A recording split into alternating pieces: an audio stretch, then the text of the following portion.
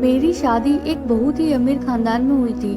मैं इस वजह से बहुत खुश थी कि सारी जिंदगी मैंने अपनी ख्वाहिशों को दबाते हुए गुजारा था। मुझे पैसों की कदर और कीमत का अंदाजा था। हमने अपने मम्मी पापा से हमेशा 2-2 रुपए के लिए मार खाई थी। जब मेरी शादी अमीर घराने में हुई तो मैंने किसी से ना तो कुछ कहा और ना ही किसी से कुछ पूछा कि शादी किससे करवाई जा रही है। मुझे तो इस बात की खुशी थी कि मैं शादी करके इस जेल से निकलकर एक बड़े से महल में जाऊंगी, जहां आगे पीछे नौकर मेरी सेवा करेंगे और मैं बस उनको हुक्म दिया करूंगी। बात भी इसी ही थी। मेरी बारात मेरे घर के अंदर दाखिल हुई तो मैं सोच नहीं सकती थी कितने स्मार्ट और महंगे कपड़े पहनने वाले लोग मेरे घर के अंदर आए थे। वो मेरे ससुराल वाले थे। उन सबके चेहरे पर बहुत ही खूबसूरती और चमक दमक थी। हमारा मोहल्ला तो गरीबों का मोहल्ला था। हमने तो मेकअप भी सस्ता वाला करवा रखा था। लेकिन जब ये लोग मुझे ब्याह कर अपने घर ले गए तो मैं उस घर को देखते ही रह गई थी। अरे घर क्या था, वह तो राजा महाराजाओं जैसा महल था। दुनिया जहान की रोशनी और खूबसूरती उस महल में बिखरी पड़ी थी।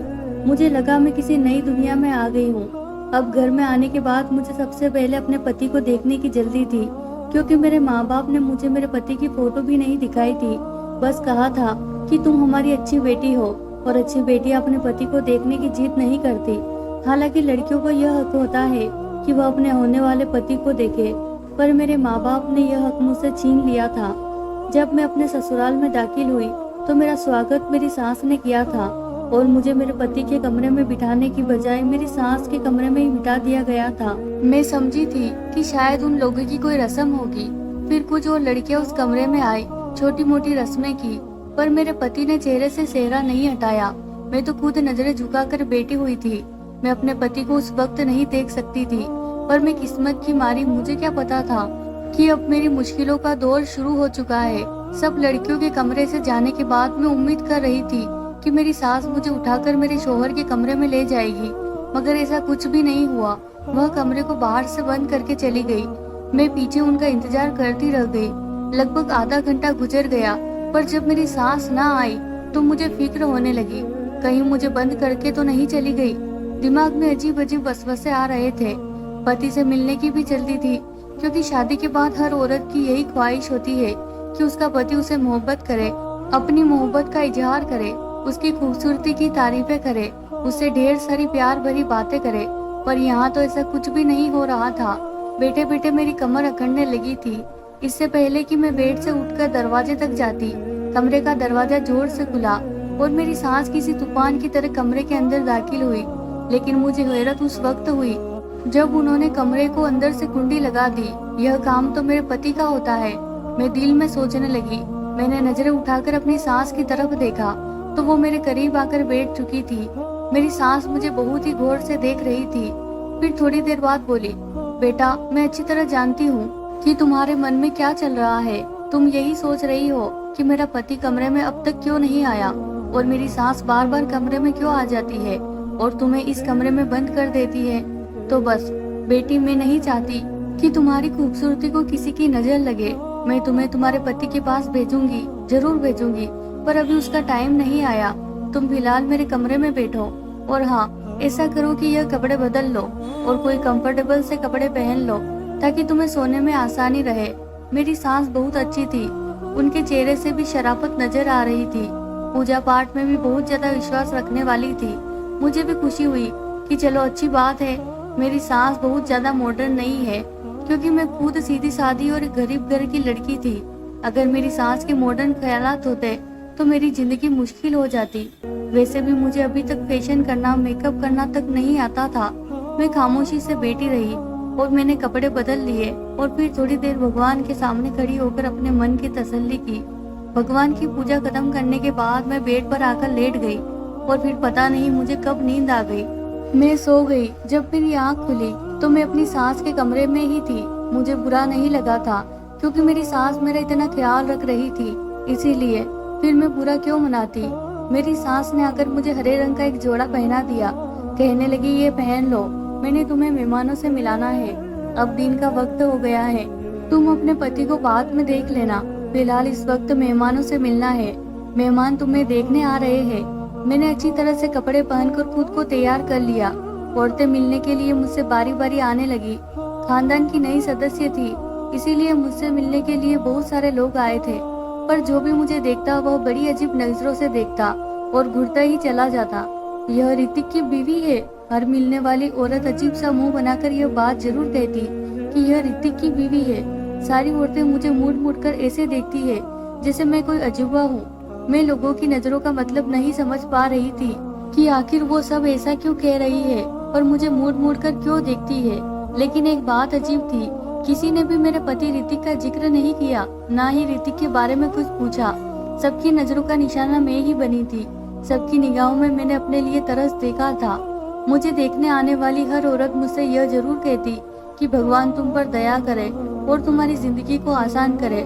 मुझे बहुत अजीब लगता क्योंकि मेरे ससुराल वाले बहुत ही अच्छे लोग थे। उन्होंने मेरे साथ अब तक कुछ भी गलत नहीं किया था, बल्कि मुझे हाथों हाथ ही लिया था।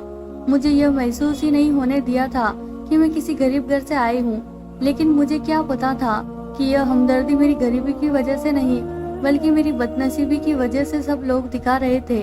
थोड़ी देर बाद मेरी सास मुझे कमरे में बिठाकर बाहर चली गई। अभी तक मैंने अपने पति को नहीं देखा था। जब मेरी सास मुझे कमरे में छोड़कर जाने लगी तो मैंने अपनी सास से कहा, माँ जी। इतना बोलते हुए सास मुस्कुराने लगी और मेरा हल्के से कान खींचते हुए बोली, मुझे पता है तुम क्या कहना चाहती हो, तुम्हें ऋतिक को देखना है ना। लेकिन बहुरानी, ऋतिक का दीदार करना इतना आसान नहीं है। ऋतिक का दीदार करने के लिए, उसका चेहरा देखने के लिए तुम्हें बहुत सारे इम्तिहानों से गुजरना पड़ेगा। बहुत सारे इम्तिहान तुम्हें पास करने पड़ेंगे, तब कहीं जाकर तुम अपने पति यानी कि ऋतिक को देख सकोगी। कैसे इम्तिहान? मैं एकदम घबरा गई और पूछ बैठी तो मेरी सास बोली, पहले तुम्हें खुद को ऋतिक के काबिल बनाना होगा। ऋतिक के काबिल बनाना होगा? अगर मैं ऋतिक के काबिल नहीं थी तो उन्होंने मुझसे शादी क्यों की? मेरी जुबान पर शिकायत आ ही गई। अब जाहिर है इतनी देर से आंख मिचौली कर रही थी। मेरा हक तो बनता था कि मैं अपने पति के बारे में अपनी सास से सवाल कर सकूं।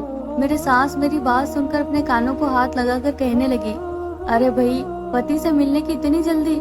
हमारे जमाने में तो लड़कियां इतना शर्माती थी कि जब कोई रिश्ता लेने के लिए उनके घर में आता था तो वो सामने ही नहीं आती थी और फिर पति से हफ्ता हफ्ता नजरें नहीं मिला पाती थी। पर आजकल की लड़कियां, उन्हें तो पति से बातें करने का बड़ा शौक होता है। मेरी सास की सोच बहुत ही पुराने जमाने की थी। मैंने खामोश रहना ही अच्छा समझा। चलो, आखिर अपने बेटे को कितने दिन तक मुझसे दूर रखेंगे? वह भी मुझसे मिलने के लिए बेचैन नहीं होंगे, क्योंकि जब मर्द शादी करता है तो बीवी से मिलने का दिल उसका भी करता है। मैं अकेली तो नहीं तड़प रही थी इस आग में। मैं यही सोचकर खामोश हो गई थी। लेकिन मेरे पति की तरफ से किसी भी तरह की कोई जल्दबाजी दिखाई नहीं दे रही थी। कहीं से भी कोई आसार नजर नहीं आ रहे थे। उनको क्यों नहीं मुझसे मिलने की जल्दी है। इसी तरह से पूरा दिन गुजर गया, यहाँ तक कि दोबारा रात हो गई। अब तो मेरा पारा गर्म होने लगा। मैंने अपनी सास से कहा कि आज भी मैं क्या आपके कमरे में ही सोऊंगी? मेरी सास फिर वही पुराने जमाने की बातें लेकर बैठ गई थी। अरे अजीब बेशर्म लड़की हो, तुम्हें बहुत जल्दी है अपने पति के कमरे में जाने की, वह भी शादी के दूसरे ही दिन। मेरी बातों को मेरी सास ने बहुत ही अजीबोगरीब बनाकर रख दिया था कि मेरा दिल ही उठ गया। अच्छा चलो एक काम करते हैं, मेरी सास ने मुझे अपने पास बुलाते हुए कहा। क्या काम? मैंने सवालिया नजरों से उनकी तरफ देखा। बेटा, जब तुम्हारा पति तुमसे मिलने के लिए आए तो तुम दोनों के बीच में एक पर्दा होना चाहिए। कम से कम 7 दिन तक तुम्हें सुबह सवेरे उठकर आरती करनी होगी और सोने से पहले भी भगवान जी की पूजा करनी होगी। हमारे जो पंडित जी है उन्होंने यही कहा है कि 7 दिन तक तुम्हें यह विधि करनी होगी और इससे पहले तुम अपने पति का चेहरा नहीं देख सकती। मेरा बेटा ऋतिक भी पूजा पाठ से दूर भागता है, इसीलिए उसको भी 7 दिन तक यह विधि पूरे विधान से करनी होगी, तभी वह भी तुम्हारा चेहरा देख सकेगा। मेरे बेटे को सुधारने का एक यही तरीका है, क्योंकि वह पूजा पाठ में विश्वास नहीं रखता। तो 7 दिन तक इस विधि को तुम्हें और मेरे बेटे ऋतिक दोनों को इस विधि को पूरा करना होगा। इस तरह मेरा बेटा सुधर जाएगा और पूजा पाठ में और भगवान में विश्वास करने लगेगा। फिर उसके बाद तुम दोनों एक दूसरे की शक्ल देख लेना।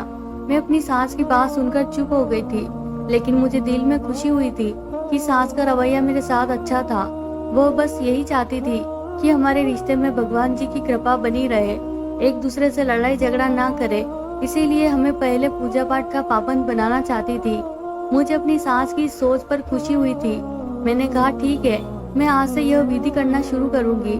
फिर उसी समय से मैं भगवान जी की पूजा पाठ में लग गई। मेरी लगन देखकर मेरे सास बहुत खुश होती, कहती तुम बहुत अच्छी लड़की हो, भगवान तुम्हारी उम्र लंबी करे और मेरे बेटे ऋतिक के लिए तुम्हारे दिल में मोहब्बत पैदा करे। अब मैं अपनी सास को क्या बताती कि ऋतिक के लिए मेरी मोहब्बत तो उसी समय शुरू हो गई थी जब मैंने ऋतिक के साथ फेरे लिए थे।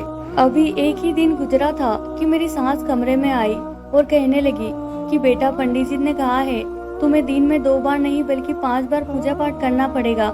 अरे अभी तो तुमने एक ही बार सुबह को पूजा की तो तुम अपने पति से नहीं मिल सकती।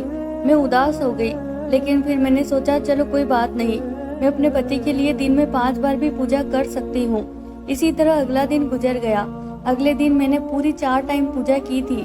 सोने से पहले भगवान की पूजा करना रह गया था। मैं बहुत खुश थी कि चलो कम से कम मैं अपने पति से मिल सकूंगी, क्योंकि मेरी सास ने कहा था कि 7 दिन से पहले पति का चेहरा नहीं देखना।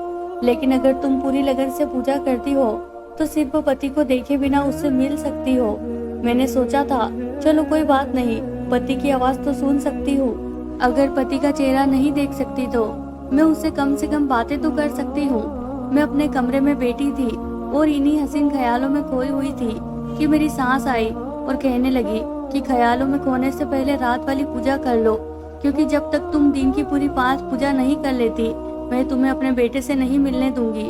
वह अपने हाथ में एक सफेद कलर का दुपट्टा लेकर आई थी। कहने लगी इस दुपट्टे को अपने सर पर डाल दो तभी पूजा करना।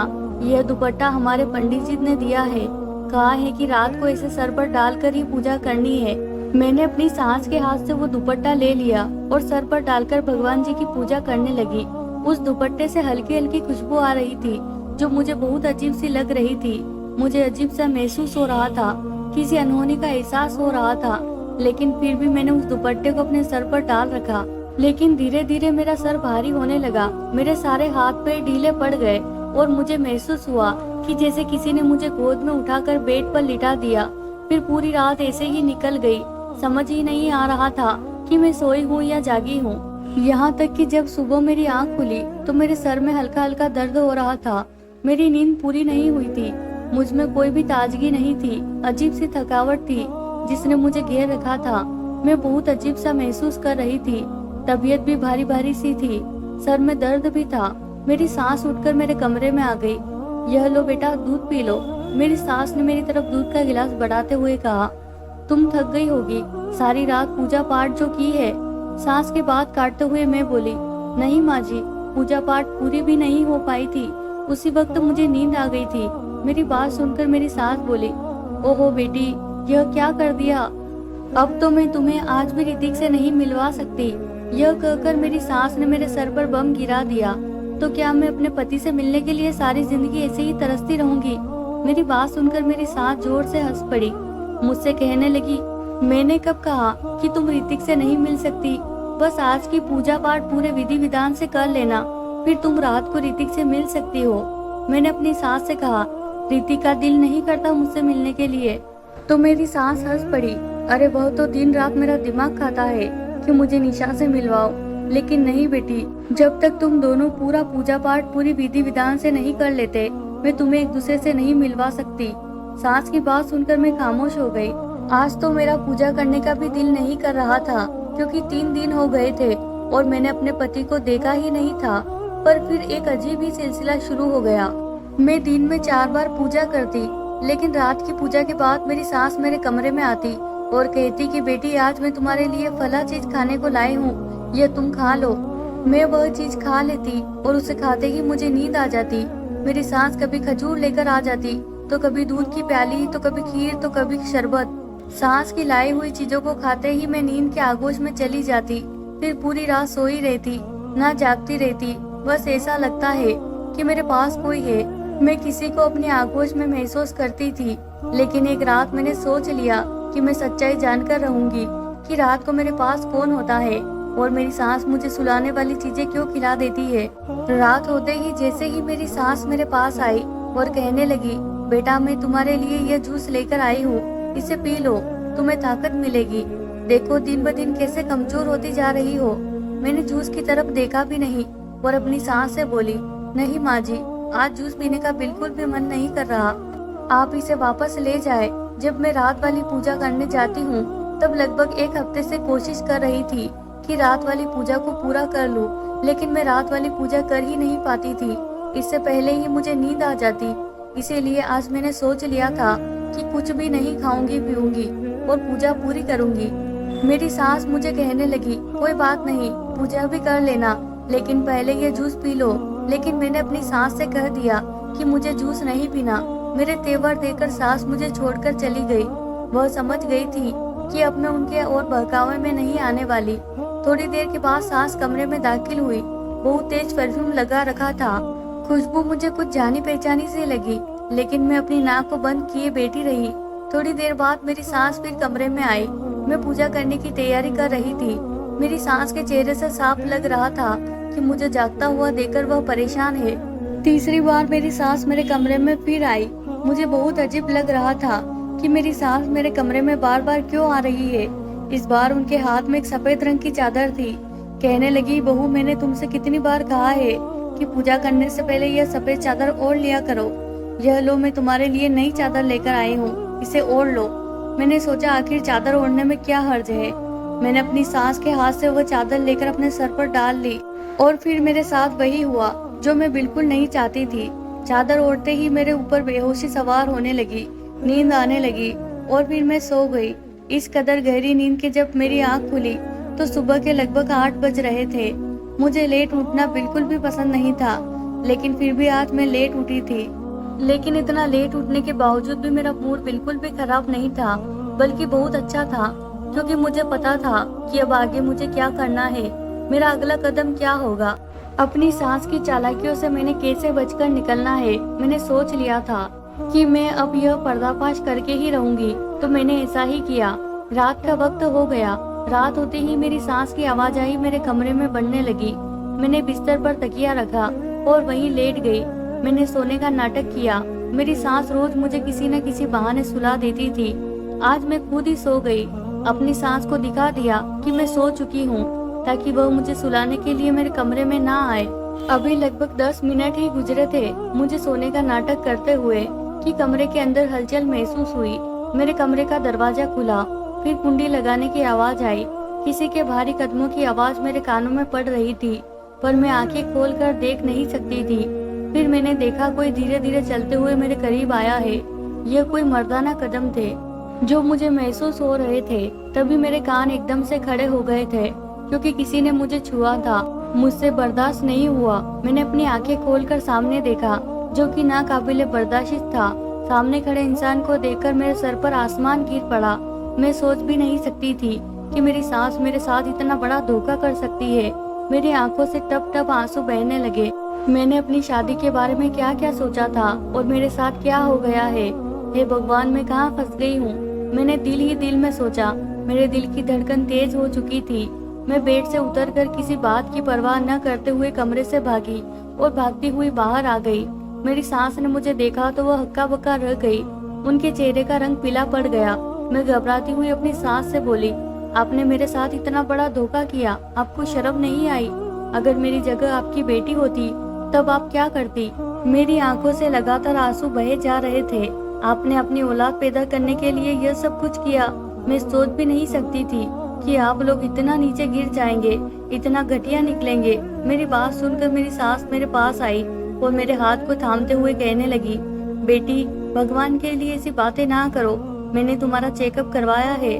तुम थकी थकी सी रहती थी, तुम्हें चक्कर आते थे। तुम्हें याद है ना, उस दिन हमारे घर एक दाई आई थी, उसी ने तुम्हारा चेकअप किया था। उसने बताया था कि तुम 19 से हो। मेरी सास ने मेरे सिर पर एक और बम फोड़ दिया। यह क्या कह रही है आप? आपने तो कहा था कि मेरे बेटे से मिलने के लिए तुम्हें ना जाने क्या क्या इम्तिहान पास करने पड़ेंगे। फिर मैं पेट से कैसे हो गई? आप यह कैसे कह सकती है कि मैं आपके बेटे के बच्चे की माँ बनने वाली हूँ? आपको एहसास भी है आप क्या कह रही है? मेरी सास मेरी बात सुनकर सर झुकाकर बोली, बेटी, मैं क्या करती? मैं मजबूर थी। औलाद की खुशी किसे नहीं चाहिए होती। अगर मैंने उसके लिए थोड़ी सी हेराफेरी कर ली तो मुझे माफ कर दो। मैं और कुछ नहीं कर सकती थी। एक माँ होने के नाते मुझे अपनी भलाई भी सोचनी थी और अपने बेटे की खुशी भी सोचना थी। मैंने अपनी सास की कोई बात नहीं सुनी। सास मेरी विनती कर रही थी कि अब तुम तुम्हारी कोख में हमारा पोता है, हमारी औलाद है, तो तुम्हें इस तरह घर से नहीं जाना चाहिए। लेकिन मैं अपनी सास की कोई भी बात सुनना नहीं चाहती थी। इतने बड़े धोखे के बाद इस घर में रहती, यह मुझे बिल्कुल भी गवारा नहीं था। मैंने अपने आप को कमरे में बंद कर लिया और अपना सामान पैक करने लगी और फिर सीधा अपने माँ बाप के घर आ गई। माँ बाप को भी मैंने सारी कहानी सुनाई। मेरी माँ मेरी बात सुनकर हक्का बक्का रह गई। बोली कि बेटी हमें माफ कर दो, हमें यह सब पता था, लेकिन हमने तुम्हें यह बात जानबूझकर नहीं बताई थी। मैं सोच भी नहीं सकती थी कि मेरी माँ मेरे साथ ऐसा कर सकती है। मैंने कहा आप लोग तो मेरे अपने थे, फिर आप लोगों ने मेरे साथ इतना बड़ा धोखा क्यों किया। मैं रोने लगी तो माँ ने मेरा हाथ थाम लिया, कहने लगी बेटा हमें माफ कर दो, हम मजबूर थे। तुम्हें तो पता है कि बेटियों के माँ बाप हमेशा कितने मजबूर होते हैं। अपनी माँ की बात सुनकर मैं बोली आप मजबूर नहीं थे, आप लालची थे। मेरी बात सुनकर मेरी माँ रोने लगी। मुझे उनको इस तरह से कहना अच्छा नहीं लग रहा था, लेकिन मैं क्या करती, क्योंकि उन्होंने मेरे साथ इतना बड़ा धोखा किया था। और उसी वक्त घर के दरवाजे पर दस्तक हुई। मेरी बहन घर के बाहर खड़ी हुई थी। उसका हुलिया देखकर लग रहा था कि वह भी अपने पति से लड़कर आई है। यह सब देखते ही मेरा दिल बैठने लगा। मैंने कहा तुम भी अपने घर में सुकून से नहीं हो। उसने कहा तुमको सुकून नहीं तो मुझे कैसे हो सकता है, और तुम्हारी तो शादी इतने बड़े घर में हुई है, फिर भी खुश नहीं हो तो मैं कैसे खुश रह सकती हूँ। हमारे घर में रुपए पैसों की तंगी है, रोज घर में लड़ाई झगड़े होते हैं। मेरा पति मुझे मारता पीटता है। एक वक्त की रोटी के लिए हम लोग तरस जाते हैं। अब हम दोनों बहनें अपने माँ बाप के घर बैठ गई थी। मुझे लगने लगा कि मैं अपने माँ बाप पर जुल्म कर रही हूँ। रात को सोने के लिए लेटी तो वही वाला मंजर मेरी आंखों के सामने घूमने लगा। जब मेरे कमरे में कोई आया था और मैं चीख कर अपनी सास के पास पहुंची थी।